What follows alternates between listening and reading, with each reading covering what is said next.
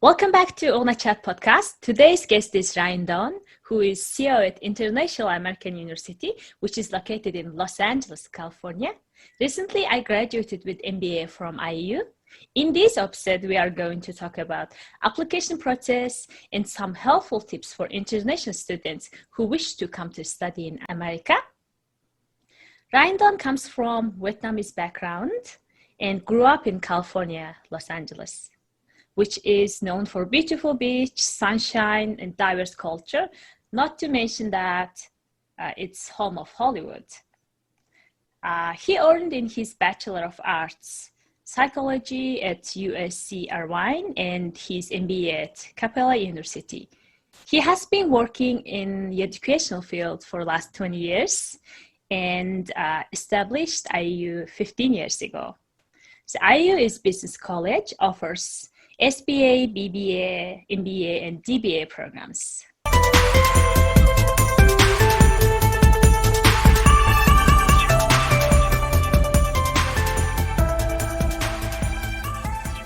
Hello, Ryan. Welcome to UuganaaChat podcast, and thank you so much for your in accepting my invitation and spending your time for today with us.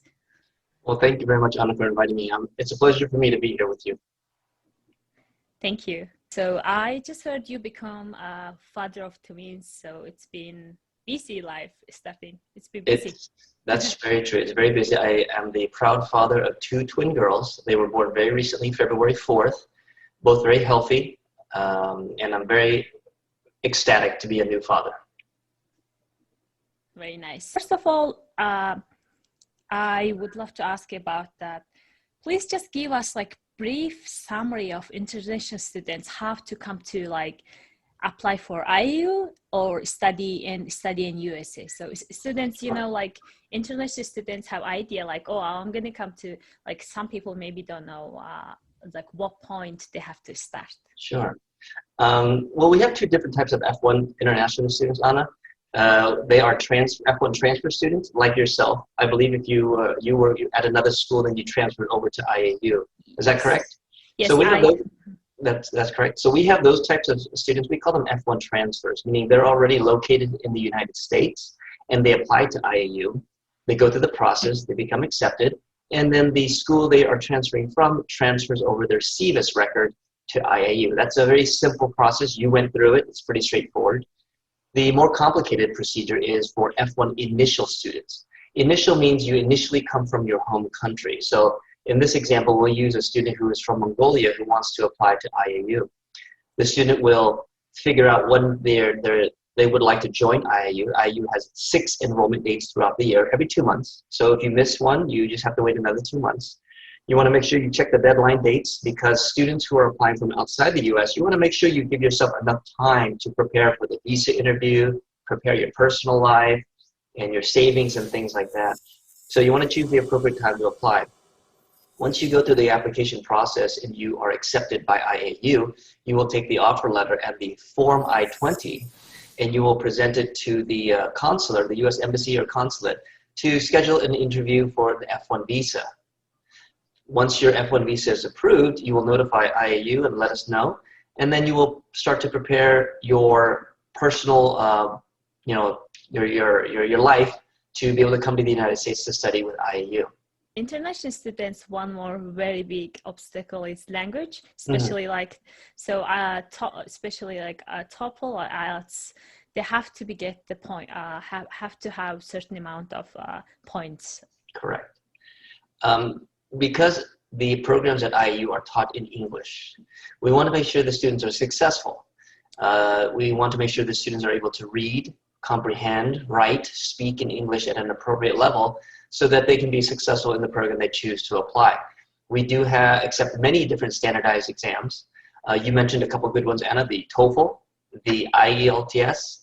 There are new ones called the Duolingo, which I think is very popular these days. Duolingo is the fastest growing one because it is done completely online, perfect for COVID during this COVID time. The fee is $49 US, very inexpensive, and you can take it from the convenience of your home. So Duolingo is definitely an English exam I highly recommend. But you do need to have, and we accept other forms of standardized English tests as well. We also accept previous education, Anna. So if a student went to, for example, if they completed high school, what we call high school in America in English, or if they completed a program or 24 units in the language of English. So they may have gone to a school we have students from India, Malaysia, or if you went out of Mongolia to study at an international school and you did the program in English, you may also meet the English proficiency requirements that way.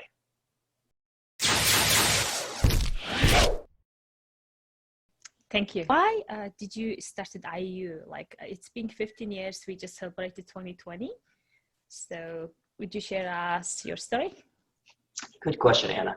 My partners and I, we had the idea to start a school that was different from what was being offered then. We wanted to provide a quality program for students who wanted an American education, but we wanted to make it affordable. When you look at the larger traditional or public institutions these days, they typically have two tuition rates, one for American students and one for international students. And they typically, the discrepancy between the two rates is very high. There is a myth that international students are rich and that everyone can afford high costing tuition. And that's actually not true. Most of our students, they find our tuition to be very reasonable and affordable. And some of them still have challenges being able to pay their tuition. Not every country is affluent. And so we have many students from many different countries that want to achieve or receive a quality American education, but they need it at an affordable price that they can afford. And that's what we wanted to do. We wanted to provide the standard of a quality American rigor with the affordability so that students can receive a good education. Tell us like 3 reasons that we would be able to choose IU over the other similar like colleges. Why would you recommend? Oh, very good. Well, I mentioned the first reason, which is we're a very affordable school. And I think cost is a huge factor when you want to migrate from your country to live in the United States temporarily to go to school. Los Angeles, Southern California is one of the more expensive places in the United States to live. So being affordable for the student is very, very important. The second reason is that the IAU is a small institution.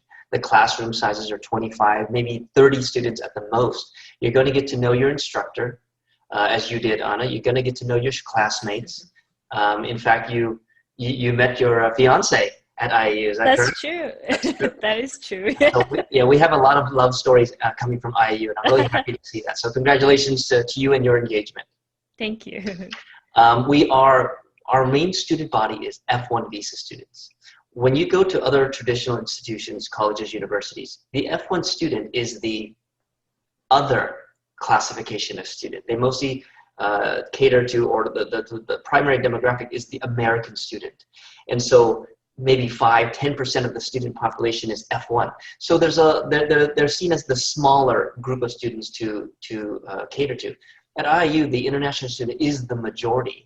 That means that all the things that we do, the policies, the procedures, everything they set up for the F1 visa student, everything from the student services, the job placement services, things like that, they are catered to the F1 visa students. So those are the 3 reasons why I feel that students should choose IAU over other colleges.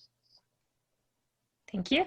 Talked about the affordable price. I know like for like Harvard or Pennsylvania, other colleges, it's really high, double the price, almost double the price for compared to Americans for international students. Would a student has to pay like monthly to monthly? That was really big chance for me. Like we can able to like divide our tuition monthly to monthly.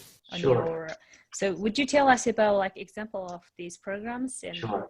Anna, right now IAU offers business administration programs at the associate level, the bachelor level, the master level, and the doctor level. So we'll talk about the associate and the bachelor's and the MBA program. The associate program is a student can finish in an average of 2.5 years. The bachelor's program can complete it in an average of 5 years, and the MBA program in 2 years. The doctor program, average of 4 to 5 years, depending. And the associate, the bachelor, and the MBA program, the tuition per year is very similar. It's about $5,000 a year. If you do the math and you divide it by the number of months that you will be attending, the monthly payment would be about $600 a month. $600 a month. That would be during the spring and fall term. Those are the mandatory terms where you have to go to school. We have a summer term as well for 4 months. You do not have to go to school during that time. You can take the summer vacation off. You can travel, visit, go home and visit your family. So during the months where you do have to pay, it would be about $600 a month if you are enrolled in the associate program, the bachelor's program, or the MBA program. The doctor program is a little bit more expensive. It's a much more longer and more rigorous program. That program is about $6,000 a year. And so that would be a slightly higher payment if you wanted to pay monthly. It's about $750 a month during the mandatory terms of spring and fall. Every 2 months, so 6 terms. So that means there is no, that means every 2 months it's always open. Is that right? That is correct. So every 2 months we have an open enrollment term. So January, March, May, July, September, and November. So again, if you miss a particular enrollment session, you just have to wait 2 more months. It's not a long time to wait. And so we do this for the convenience of the student because we realize that what we have observed is most traditional institutions, they have 2 times when you can enroll, fall and spring. That's it, fall and spring. And that's 2 times a year. And what we realize is students, they have lives that do not fit into 2 times a year. So we created a schedule that allowed for 6 times a year for the student to be able to come. So if you miss any enrollment session, you are more than happy to apply 2 months later, and you can start your program throughout the year whenever it is convenient for you.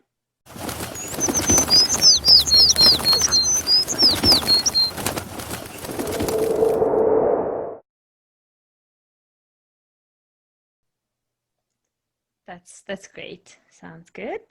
All right. So you just so nowadays, you know, we have that coronavirus happening. It's been a hard year. It's been hard for everyone. It's been challenging year, last 2020.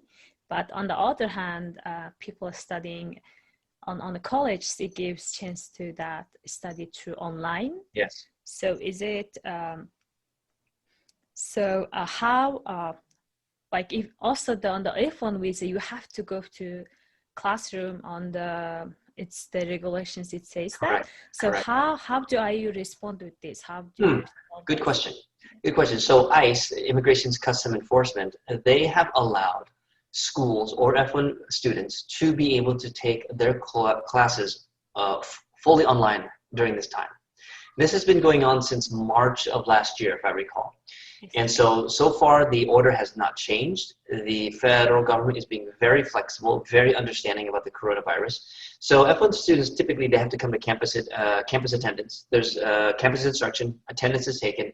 But during this time, until further notice, F1 visa students are allowed to stay in the United States, study 100% online, and still be legally maintaining status.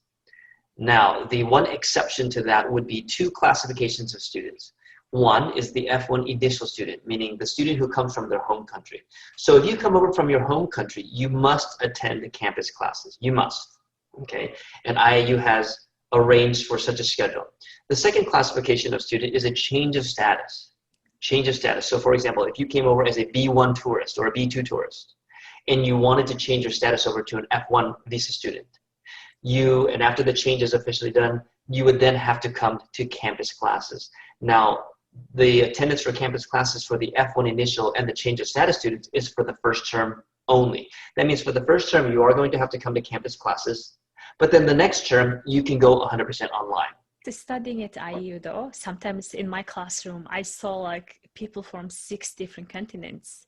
So that was really interesting experience for me because you can able to, they were all like professionals. They were working in their field, like usually like 28, 25 to like 30, like early 30s, like more than. And yes.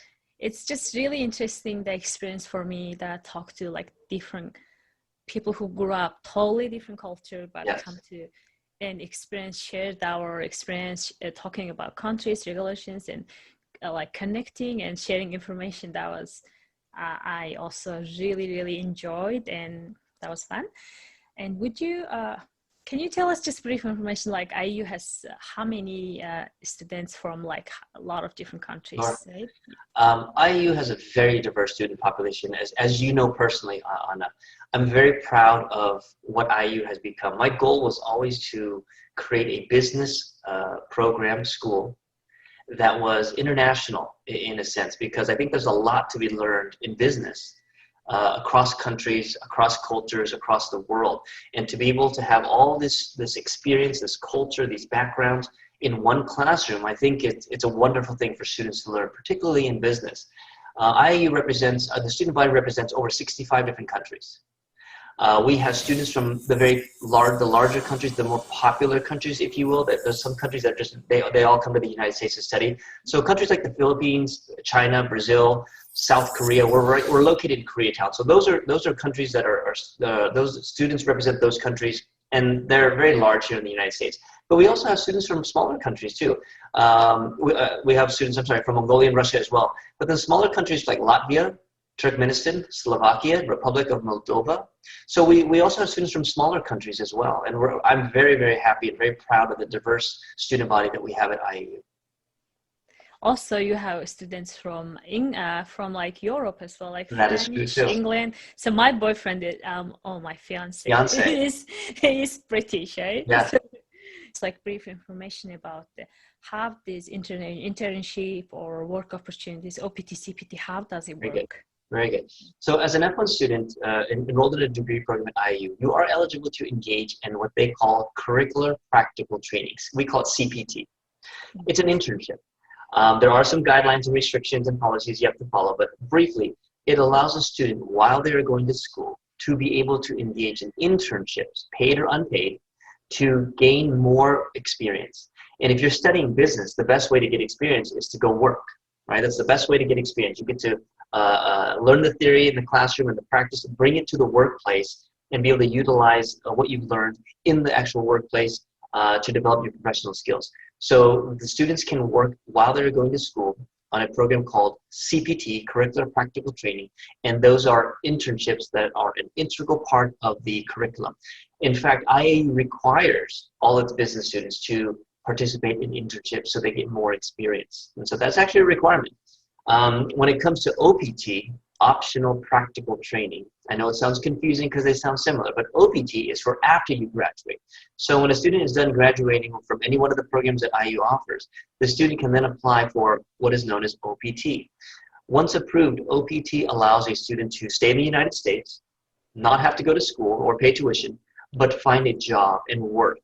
There are restrictions to doing CPT while they're in school. You can only work part-time during the mandatory terms and things like that. When you are on OPT, you can work full-time. You can work like an American. This is how I describe it. You can work like an American. You can work 2 jobs, 2 part-time jobs, 2 full-time jobs, 1 part-time, 1 full-time job. You could start your own company, start your own business. I mean, there's a lot less restrictions on OPT. So OPT definitely is a strong selling point or benefit of the program, because all business students, what you want, or all students in general, they want experience to complement their education. And the best way to get experience after studying business is to go work. OPT able to require 1 year window to, if you find your job, 1 year window to work, right? Yes, so OPT is approved for 12 months, correct. 12 months from the graduation date. All right, sounds good.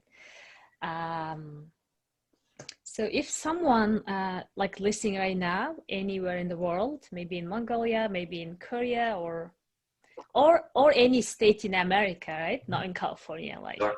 So if they don't know how they start, like it's like sometimes like confusing, right? If you're just trying to start, if you don't know anyone, yes, so it would be confusing for some people. So what would be like, what would you give them from like really, really simple but helpful tips for us? If you are a student, as Anna mentioned, out of state, out of city, out of county, out of state, out of country, and wants to study or is interested in studying at IAU, I highly recommend either to contact Anna, and then Anna will direct you to us, or to contact IAU. The friendly admissions staff will be able to provide you answers to your questions, explain things to you. One of the things I didn't mention above as to why you should join IAU is something that I hold very proud, because it's something that I think people take for granted. One of the reasons why, and I get a lot of feedback from the students, are my staff and my faculty are very friendly and very helpful. And I think it makes the experience much easier for a student, particularly if you are looking for a school, you have questions, you don't know what to do. My admissions staff, all the staff, they're very friendly, very helpful. They will provide you with information to help you make the best decision. And so my first suggestion would be to go to our website, look at us, try to get to know us, see if you are interested in studying business with us. We have a lot of pictures, we have a lot of YouTube videos, we have a lot of things to show you the culture of our school. As you know, Anna, it's not a big school, but what it does is it allows students to get to know their instructors and classmates very well. And so they can contact us through admissions@iaula.edu, that's our email address. Go to our website, all the contact information is on there. Our website is iaula.edu, and hopefully you can post this information somewhere on this recording, Anna. Yeah. And that's the first thing I would do. Ask all the questions that you want. Ask about the cost. Ask if you qualify for which program. Ask how long the program takes. We have all the information on the website already, but when you are ready to speak with someone, my friendly admission staff are more than happy to be able to help you with any of the questions you may have.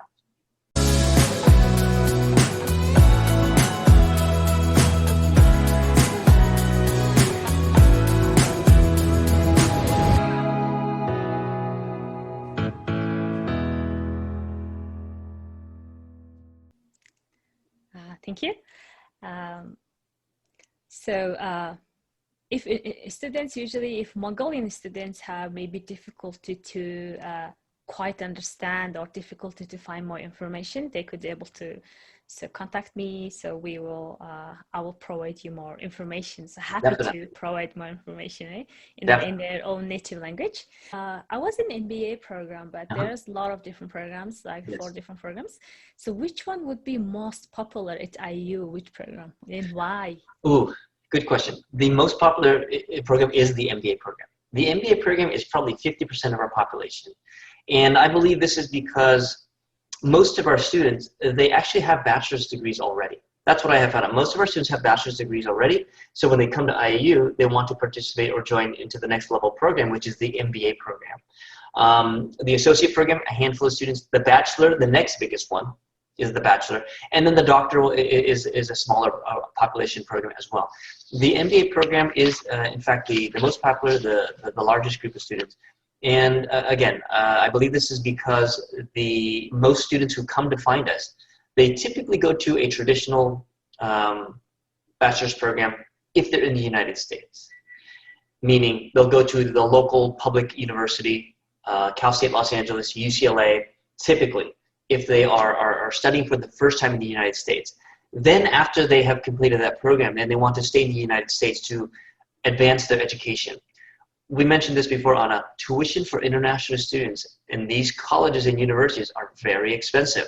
It is a huge disparity between American costs and international student costs, and I honestly do not know why. I think it's a little unfair, but that's that school. IAU is an affordable school, so when the students are done with their traditional bachelor's program and they realize that they can continue their education, learn more, work more to gain more work experience to then be able to go back to their home country, they can choose a more affordable, flexible program with IAU. Students who are in their home country, like yourselves, Anna, I believe you have a bachelor's degree from your home country. Is that correct? Yes, I do have bachelor from in journalism. Okay. And most students who are from their home country, if you're coming over to America for the first time, many of them are actually studying already have a bachelor's degree from their home country. So that's another group of students who already has a bachelor's degree. And so when they come to IAU, the next step naturally would be to study an advanced degree, which would most likely be the MBA. One more thing I also realized when I was studying in IAU, yes. People actually come with people finish their bachelor and people who already had experienced their careers in their field. So that was really interesting to me. For example, for me, I worked for as economy journalist in Mongolia like 6 years. So I do meet a lot of people from like different, they were like working in their country. So that was also really helpful and interesting to share these stories. And you know, when we were doing the YouTube video project, that I really proud of the lot of students. They were had great stories. Yes, definitely. And that's the beauty of our student body. A lot of the students who come to us, and we do have bachelor students that are 30 years old. We do have bachelor students that are 40 years old. And they just come from different backgrounds, different educational and professional experiences, but they wanted to achieve or learn a business in an American context. And so you're going to have people from all different kinds of backgrounds and experiences to share their story in the classroom. And I believe that's where most of the learning comes from. Anna, I don't think learning definitely does come from a textbook. It comes from the professors, but I think a lot of the learning comes from dialogue that you have with the other students. I totally agree with that. So one more, this is going to be exactly last question. So I'll just keep asking last question like this. Keep asking, Anna. These are good questions. Keep asking. You know, students who wants to come to study IAU. So we said business college. So we took a lot of classes like marketing, human resources, and administration, a lot of classes. But would you tell us like brief information so you could, for example, in MBA, so what would you able to learn after you graduate the MBA? Okay. So yes, at this time, Anna, we are a business school, business college. We are adding more areas of concentration also to the areas of business, and we're going to slowly expand. So in the next few years, you'll start to see some growth. So we're not going to be just a business college. You'll wait and see. But you know, the good thing about the MBA programs is it's a foundation, right? It's a foundation to set you up as to how to think. I think that's the most important thing about education, particularly an advanced degree like an MBA. It's not intended to give you all the answers. I did an MBA. I was a psychology major, unrelated to business. And then I went into study my MBA, and it was very different for me. The subject matter is different. The style of learning is different. However, it's very relatable to life because eventually we all have to work in some way or capacity to earn a living, to make money, to live. And so the things that you learn in the classroom are very relatable. They're very useful. Particularly for me, business law and human resource was very relatable, or for me, very helpful for me. Marketing and business strategy as well. And so, you know, the MBA program is not meant to teach you everything. It's to teach you how to think so that when you approach problems in real life, you will know how to approach them, conduct research, apply logical reasoning and thinking, maybe even communicate in writing or oral communication to your supervisor, your boss, the board of directors, to convey your idea, your argument, or whatnot. And so that's really what the MBA program is intended to do, prepare you for life outside after you graduate from school, and to prepare you for the workplace. You mentioned some good classes that you took. Anna, what was your favorite class that you took? My favorite class was actually business law and human resources. So business law was really, you too? Yeah. It was really interesting because first of all, human resources is like, so it's totally different in America. It's have to, like a lot of like racism, or a lot of things in the workplace. You have to be really ethical and really aware of offending or making other people feel uncomfortable. Correct. So that was great. I love it, professor. And business law was also our business law professor was actually he has the business. He has the law firm. So it was really interesting that he's lawyer who is working in a real life experience. So he was sharing with us, and it was really interesting. And also I have some idea about how to able to legally establish your business or establish your decisions. It's really helpful for me. Yes, I agree. Those were my two favorite classes when I did my MBA as well, business law and human resources as well. 10 quick questions. Okay. So this question is I'm going to ask, but you are going to answer from your like initial answer. Sure. I just want to know your initial answers. Okay. So are you ready? If you want to add some, usually it's 1 to 2 sentences, but you can able to, if you want to talk more, you can able to add more stuff as well. So are you ready? I'm ready. Cool. What advice would you give if you met 16 years old yourself today? Oh, good question. 16 years old, what was I doing? I would tell myself, stop messing around. I was hanging out, didn't take school or work seriously, didn't take school seriously, didn't really know where my future was. I would tell myself to stop hanging out, stop partying, and figure out your future quicker and sooner. Because the sooner you figure that out, the sooner you can go on with your life and go to school and become a professional and pursue a career and things like that. I wish I had a little bit more discipline when I was younger.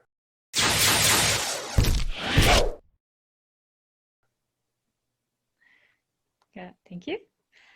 So if you had chance to have a cup of coffee with someone from any time period, so who would you choose and why? Bruce Lee. Bruce Lee. Yes, and I think everyone knows why. You know, I don't have to tell you why. You know, Bruce Lee. That's who I'd want to have a cup of coffee with. Bruce Lee. So why Bruce Lee? Because he is the martial arts king. You know who Bruce Lee is? I right? know. Oh, so martial artist, came from Hong Kong, came over to America, made a big name for himself, went back to Hong Kong, made film. He did a lot of things that were very admirable. He was a foreigner at a time when foreigners were just not accepted. He broke into Hollywood. He made a huge name for himself, became very successful. People still talk about him today after decades of being passed away. And so he was a people don't know this, but he was a philosophy major when he went to school. And a lot of the things that he tries to pass on through his teachings, even though it's about martial arts, it was very philosophical. If you ever hear the way he talks and what he talks about, it's very philosophical. So I'd love to have a conversation with Bruce Lee. Good choice. All right. But it's interesting because nobody ever told me about, you are my 6th guest of ona.chat. So everybody has some kind of like philosophical people, and it's really unique answer. Okay, thank you. So 3rd question. Yes. So what's the one thing that you wish you had known when you start your career? Ooh, started my career. Started IAU. Which one? Started your career. Yeah, educational field. Or IAU, you could tell. Yeah. I think it's easier if I talk about IAU. Sounds good. A lot of people have this goal of wanting to be a business owner or the boss or the CEO. They think of all the positive things that come with it. The power, the title, maybe a nice office, the money. But what people don't tell you is that when you get to that position, or when you are in that position, it's a thankless job. When something bad happens, it's all your fault. Nobody is ever happy with the decisions you make. You eat lunch alone a lot because people treat you differently.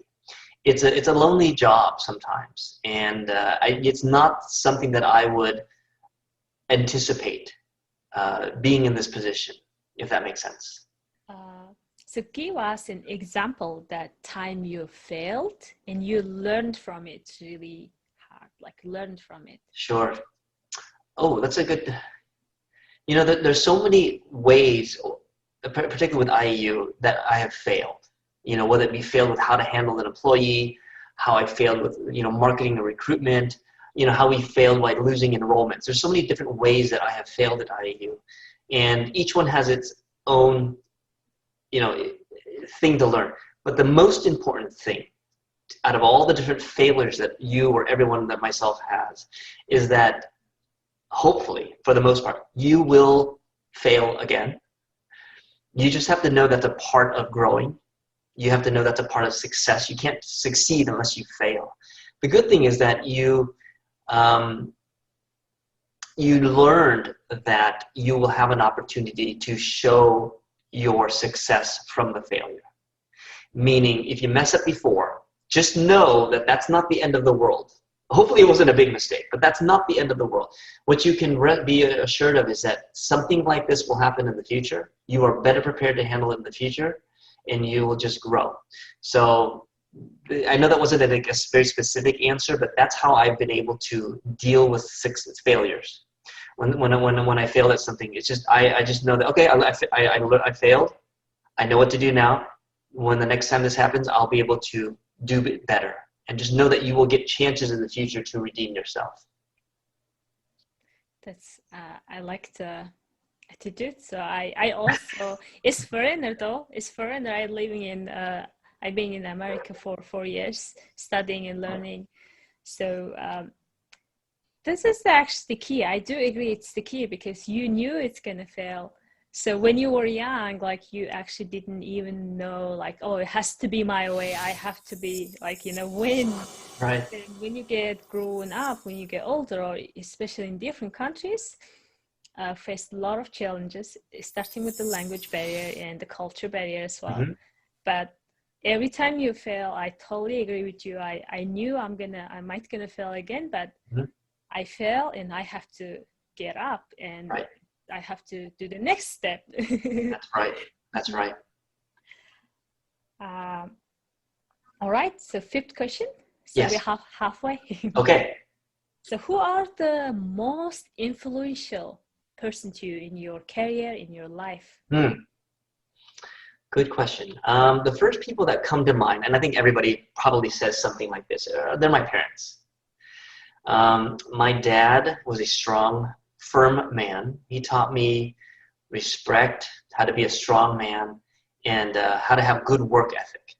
You know, when he first came to this country, he was working he was a dentist. If people don't know, he was a dentist in Vietnam. He had a lot of money. He was very successful. He comes to America and is nobody, right? Can't speak English, has no applicable skill sets here. And he has to raise a family in a new country, often working multiple jobs. And so my dad taught me a lot. He passed away last October in 2020. And so, so that's that. I remember him when you first asked this question, and also my parents came up to mind. My father pops in. My mom also. She was just here recently helping us take care of the twins. My mom, she is a kind, warm person. So she taught me how to love and how to be kind and courteous and considerate to other people. So those two persons are very influential in my life. Thank you.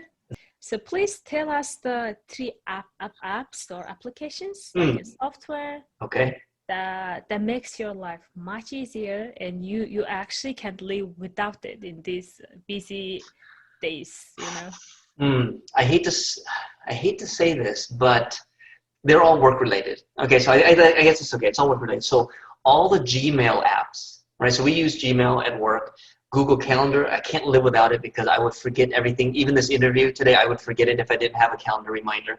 The Google Drive, you know, everything within Google, Google Documents, Google Spreadsheets, all the Google suites is definitely something that I cannot live without. Facebook is another one. I use it for work, to be honest. I connect with a lot of people around the world when it comes to work related things. WhatsApp as well, because a lot of people are communicating with students, partners from overseas. They all use WhatsApp these days to communicate with me. And I believe that's 3 already. LinkedIn is another one, an app that I have on my phone, constantly meeting new people overseas, developing partnerships and relationships through LinkedIn. So those are the apps that I find the most useful, particularly for work. Thank you.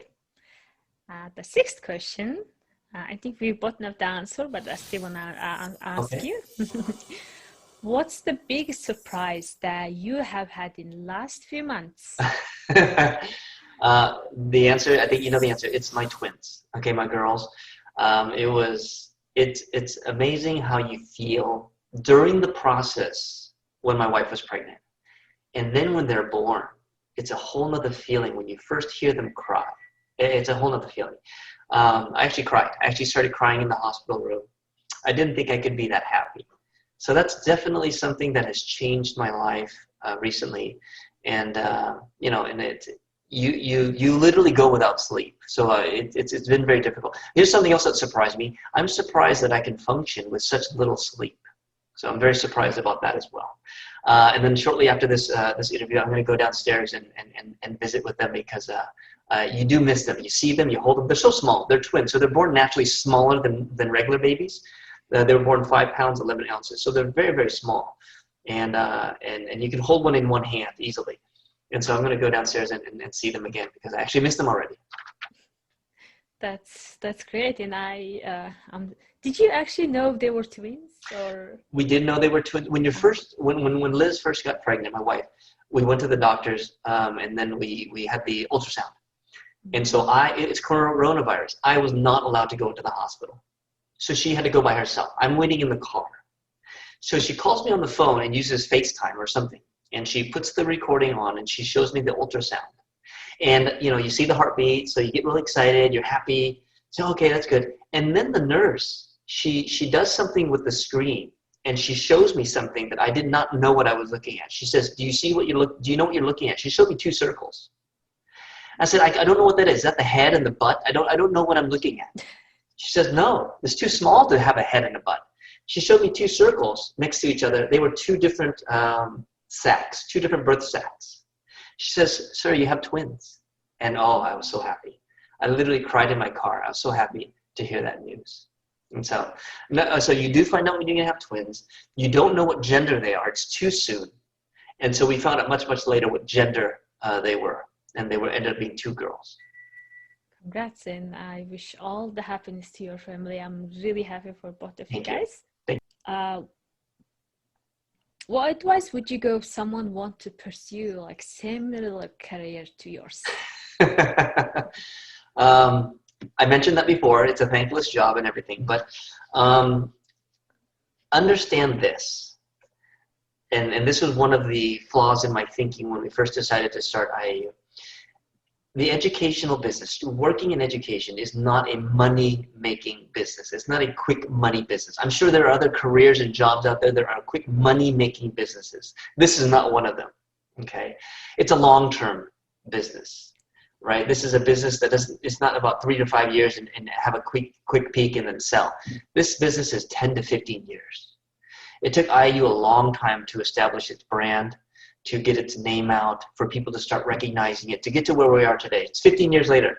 And it's a long-term type of project or career. And it is not a quick money-making career, as I mentioned. So if you're going to do this, do it for a different reason. Do it because you want to help people. Do it because you want to, help students, figure out what they want to do with their life, help them find their careers, help them acclimate to the American life, and find a different goal besides money. I think that's what's important.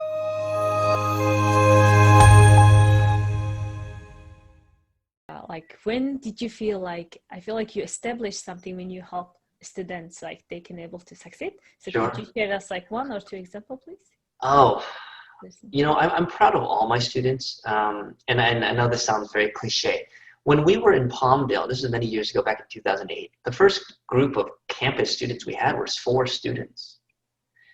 And, I got to know them very well. Obviously, there's only 4 students. You get to know them very well. And one of them just reached out to me the other day, just yesterday. He reached to me on LinkedIn. He is now an IRS agent. And so I'm very proud of him. And so any of the students that are able to come to this country and choose to study, whether it's with IAU or another school, first off, I'm already proud of you because you're leaving an environment where you're very comfortable. You probably have all the support of your family and friends. You're leaving a lifestyle that you've known most of your life, to come to a foreign country, to speak a foreign language, to learn the nuances of American culture, to struggle and try to study something in a different language. Trust me, I can't study something in Vietnamese, even though I'm Vietnamese. It would be very, very challenging for me. And first off, that in itself should be reason to be proud of any international student that comes to America. But when the students come through IAU, when they graduate, and they show, and we try to keep in touch as best as possible with our alumni, and they go get jobs at big Fortune 500 companies, and they're heading different departments, they're becoming managers or supervisors, or they start their own businesses. There's another level of pride that comes with that as well. So I'm proud of all my alumni, all the graduates that have come through our doors. It's hard to pick any specific one. I don't want anyone to get mad because I mentioned their name, but there's so many graduates that I'm very, very proud of. You also, Anna, I'm very proud of you for completing the program with IAU. I'm proud of who you were as a student while you were in the school. If I could give anybody some advice, it's to do what Anna did. When you are in your program, what you put in is what you get out. What you put in is what you get out, meaning if you want to cheat, you can cheat. You can beat the system. You can beat the professor. You can beat the software that we have. You can cheat. But if you put your energy into it and you try to learn, and you take the challenging assignments, you do the challenging research, you're going to get more out of your education. And you're going to do better in life, because that's all school is. School is just to prepare you for life after school. And so that's the advice that I would give to any student, is to, take the initiative. You came to me, Anna, you said, hey, Ryan, is there something that I can do for IAU? This is my background. Here's my resume. These are my skill sets. Is there something that I can do for IAU? Can I help IAU? Can I promote IAU? Can I, what do you need me to do as a student for you? That's the kind of initiative that I would want all students to be able to do and follow that example. And so that's you, Anna. You're one of the graduates that I'm very proud of. Thank you.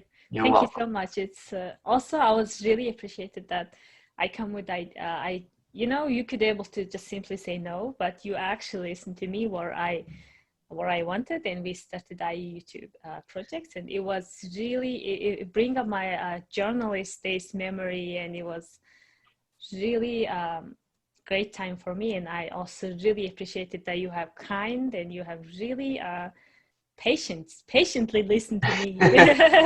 Not all, Anna. Yeah. So here's something that a lot of students don't understand or may not realize. And I learned this from one of my first school bosses, mentor, is that the first rule or step in negotiation is to ask. If you don't ask, you'll never know the answer. If you never asked me, Anna, you'd be in the same position as you were before you asked me. The worst thing I can say is no, right? That's the worst thing I can say is no, Anna, at this time we don't need any of your help, or we no thank you. That's the easiest thing, and you'll be in the same place. Nothing bad can come from that. But the fact that you asked and you showed initiative, I think that's important. I think a lot of students take for granted how simple that is, because they don't feel comfortable, they don't want to bother me, or whatever the case may be. But some of the simplest things to do that I've learned in life and business is just to ask. Mm-hmm. Agree. That's what my fiance told me. What's the worst thing happened? They're gonna say no. Exactly. Actually, that your fiance says that. What about when he asked you and he proposed to you? What's the worst thing that you could say to him? That's. I guess that's what it takes. Another thing to tell your audience and any students: not only can you come to IAU for a quality education that's affordable, you can try to find love here as well at IAU. So that's I'm the example of it. So I do agree. All right. So let's move into the last two questions. Feel stressed or down? Like, how do you overcome with it? Like, some people would stay in the bed or just can't overcome, but it's really important to like you mentioned before, Sure. move on to next level, Yes. move on to next time. So how would you overcome when you stress? So one thing that I actually like to do, just as a hobby, just to relieve stress, is I have tortoises. I have 2 tortoises, and so I like to go out and take care of them. I'll feed them. That actually relieves a lot of stress. If you're familiar with turtles or tortoises at all, they're very calm creatures. They don't do much. They walk around, they eat, they sit in the sun. So I watch them, and I call them my babies. Those are my babies. Before my twin babies came, those were my babies. So playing and handling and feeding my tortoises is how I relieve stress. Now I'm a little busier. I have 2 new babies. I have 2 twin babies that now help me to relieve stress. So sometimes when I'm not feeling good about something is stressful, all I have to do is hold them. And then I forget a lot about, a lot of the problems don't seem to matter as much when I'm holding my daughters. That's precious. So we are almost come to the end of our Okay. question. No, yes. So what's the simplest way you can describe happiness to you? Like really simplest way, what's... Over time, I think people's definition and what they want changes, right? When you're younger, I think it's a nice car makes you happy. As you get a little older, a good job makes you happy. Maybe your spouse, your wife makes you happy, or your husband then starts to make you happy. I think the definition changes, honestly, Anna, over time and maturity. So it's a real tough question. For me, it's simplicity and security. And what I mean by that is, as I've gotten to this age, I don't need a lot of the things around me to make me happy anymore. Very simple. Keep it very simple. I have a home that I feel very safe in to raise my daughters. I think it's very important. So I feel very safe and very comfortable, and that makes me happy. I have a job that I love going to every day, that I enjoy working at. I think it's very important. If you spend 8 hours or more, some people spend more than 40 hours a week at a job, you want to make sure you like your job. Money is one thing, but you want to make sure you like your job. And so, you want to organize your life in these ways. And, just simple things now these days is what makes me happy. Spending time with my family, my new family is what makes me happy. It's not much. It used to be traveling. It used to have, other things, but now it's just very simple these days. That's what makes me happy. Thank you. So it was really great to talk to you, Ryan, and thank you so much for give us information, for international students how to come to